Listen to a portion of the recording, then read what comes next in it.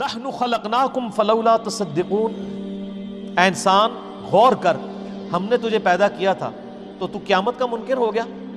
افرائیتم ما تمنون، سر یہ اب وہ دلائل ہیں جو میں نے ہو کریٹڈ گاڈ والے لیکچر میں کور کیے تھے، اللہ کی قدرت کی نشانیاں جو اس انداز میں آئی ہیں جو پورے قرآن میں ایسے نہیں آئی۔ اللہ تعالیٰ اپنی ایگزسٹنس کے اوپر دلائل دے رہا ہے کہ اے انسان میں نے تجھے پیدا کیا، تو اپنی مرضی سے تو پیدا نہیں ہوا تھا، تو نے قیامت کے دن کا ہی منکر ہو گیا کہ میں جس نے تجھے پہلی دفعہ پیدا کیا کہ میں تجھے دوبارہ نہیں زندہ کر سکوں گا؟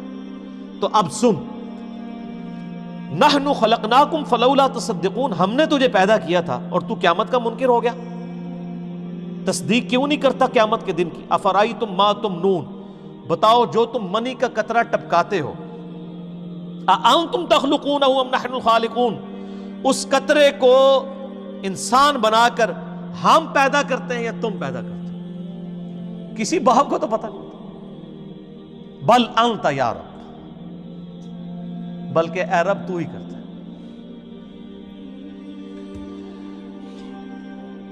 نحن قدرنا بینکم الموت وما نحن بمسبوقین، ہم نے ہی مقرر کی ہے تمہارے درمیان موت اور ہم عاجز نہیں ہیں کہ تمہاری جگہ کسی اور کو لے آئیں، علی ان نبدل امثالکم، تمہاری مثل۔ یعنی اللہ تعالیٰ فرماتا ہے، اس کی کئی ایک تشریحات کی گئی ہیں، میں آسان فہم سمجھا دیتا ہوں کہ اللہ تعالیٰ فرماتا ہے کہ ہم حائل ہیں، موت کو ہم نے جو ہے وہ تمہارے درمیان ایک وقفہ بنا دیا، یعنی ایک تم نے دنیا کی زندگی گزاری، اس کے بعد ایک موت کا وقفہ اور پھر آخرت کی زندگی، یہ ہم ہی سب کچھ لے کے چل رہے ہیں۔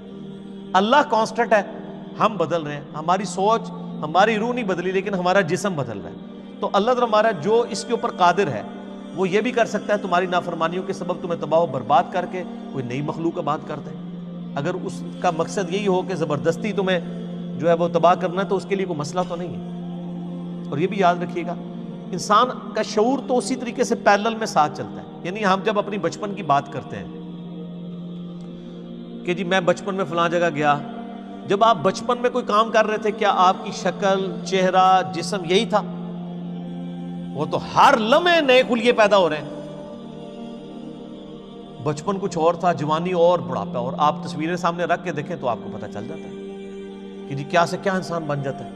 دنیا میں بھی آپ کا جسم بدلتا رہتا ہے لیکن شعور تو کانسٹنٹ ہی رہتا ہے نا۔ اس طرح مرنے کے بعد ہمیں نیا جسم دیا جائے گا، شعور یہی چل رہا ہوگا، اس سے کوئی فرق نہیں پڑتا۔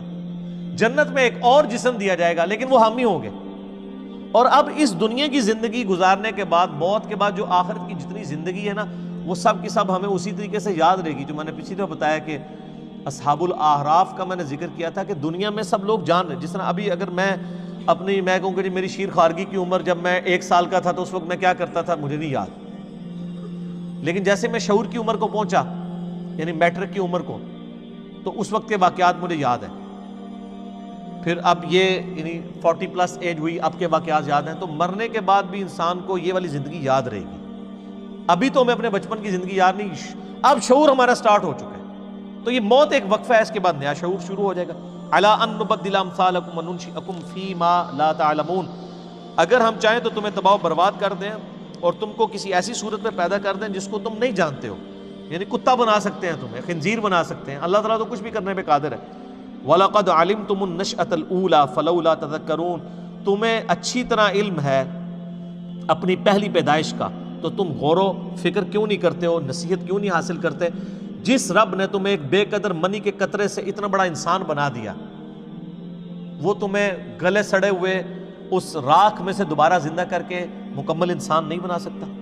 افرائیتم ما تحرثون، بھلا تم نے کبھی غور کیا کہ جو تم کھیتی بوتے ہو، انتم تزرعونہ ام نحن الزارعون، کیا اس دانے کو اگا کے تم بڑا کرتے ہو یا ہم کرتے ہیں؟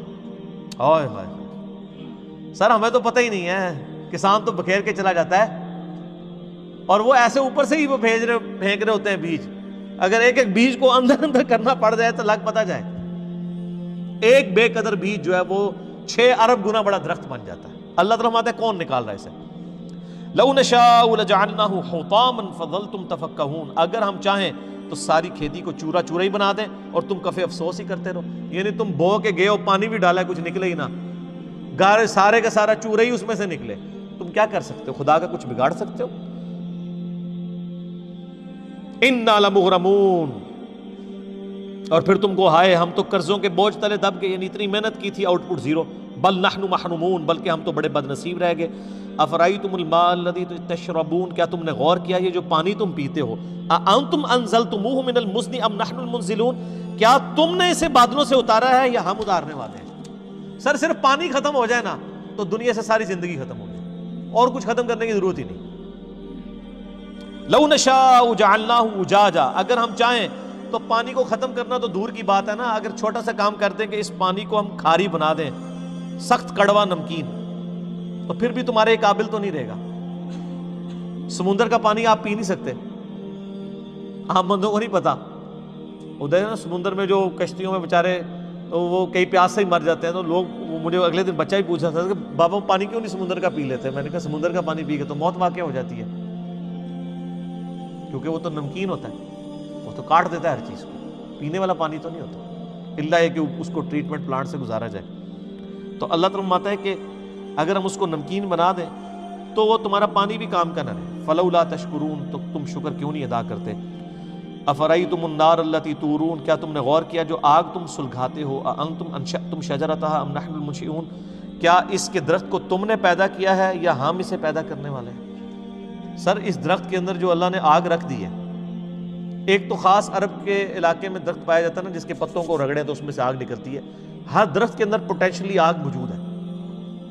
آپ دیکھیں جو آئنسٹائن کی ایکویشن ہے E=mc²، کہ انرجی اور ماس ایک دوسرے میں کنورٹ ہو سکتے ہیں۔ ابھی تک سائنس صرف یا ہم فزیکل فنومینا سے میس کو انرجی میں کنورٹ کر سکیں، انرجی کبھی میس میں نہیں کنورٹ ہوئی۔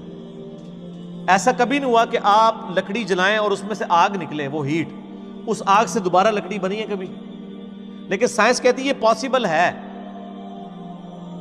یہ ریورسیبل ہے، اور اللہ تعالیٰ نے پاسبل کیا ہوا۔ سر روزانہ جو ہے وہ جناب ملینز آف ٹن لکڑی بن رہی ہے سورج کی روشنی سے، دیکھیں نا، اس روشنی سے ہی پتے جو ہیں وہ اپنی خوراک تیار کرتے ہیں، اور ایک بیج بوتے ہیں اور اتنی بڑی لکڑی بن جاتی ہے۔ تو اللہ تمہارا یہ لکڑی تم نے پیدا کی ہے، ہم نے؟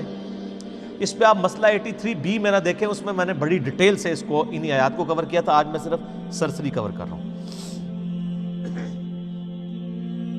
نحن جعلناها تذکرۃ ومتاعا للمقوین، ہم نے بنا دیا ہے اس کو نصیحت اور فائدہ مند مسافروں کے لیے، یعنی ان درختوں کے اندر یہ نصیحت ہے کہ یہ کسی کے بنانے سے بنے ہیں، مسافروں کے لیے فائدہ مند ہے کہ وہ اس کی چھاؤں کے اندر بیٹھتے ہیں، اور ظاہر ہے کہ اگر یہ آگ دنیا سے ختم ہو جائے تو آپ کوئی چیز پکا کے کھا نہیں سکتے۔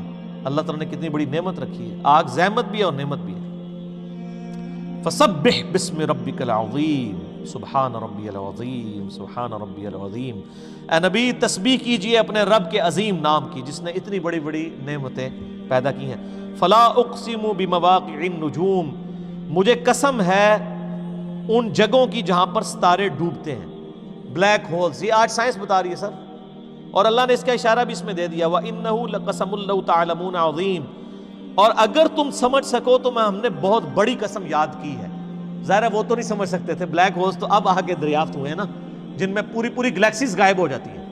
تو اللہ ہمارا ہے کہ وہ جہاں ستارے غائب ہو جاتے ہیں ان بلیک ہولز کی قسم مراد یہ ان کے کریٹر کی قسم، پیدا کرنے والے کی۔ انہ لقرآن کریم، بے شک یہ قرآن بڑی عزت والی کتاب ہے، فی کتاب مکنون، جو اس لوح محفوظ میں ہے، لا یمسہ الا المطہرون، اس لوح محفوظ میں اس قرآن کو نہیں چھو سکتے مگر پاکیزہ فرشتے۔ یعنی کافر کہتے تھے یہ جنات کا اثر ہے، نبی علیہ السلام پہ یہ جو قرآن نازل ہوا ہے یہ جنات نے اتارا۔ اللہ تعالیٰ فرماتے ہیں وہاں تو پاکیزہ فرشتے جاتے ہیں۔ اسی کی وہ غلط ٹرانسلیشن کی ہوئی ہے نا جی، بغیر وضو کے قرآن کو نہ چھوئیں، وہ اسی آیت کا ترجمہ ہے، لا یمسہ الا المطہرون۔ اس پہ میرے یوٹیوب پہ ایک کلپ بھی ہے، کیا بغیر وضو کے شخص قرآن پڑھ سکتا ہے، اور ایک ہے کیا نان مسلم کو قرآن دے سکتے ہیں، اس میں نے ٹیکنیکل بحث سے کیا، آج میں سکپ کر رہا ہوں۔ تنزیل من رب العالمین، یہ اتارا گیا ہے اس رب العالمین کی طرف سے جو سارے جہانوں کا پالنے والا ہے۔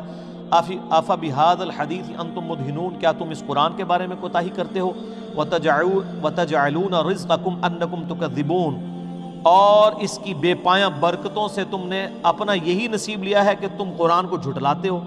ہونا تو چاہیے تھا یہ اللہ کی اتنی قدرت کی نشانیوں کا ذکر ہے، تم خدا کے ساتھ اپنا تعلق مضبوط کرتے، چاہے جائے کہ تم خدا کو جھٹلا رہے ہو۔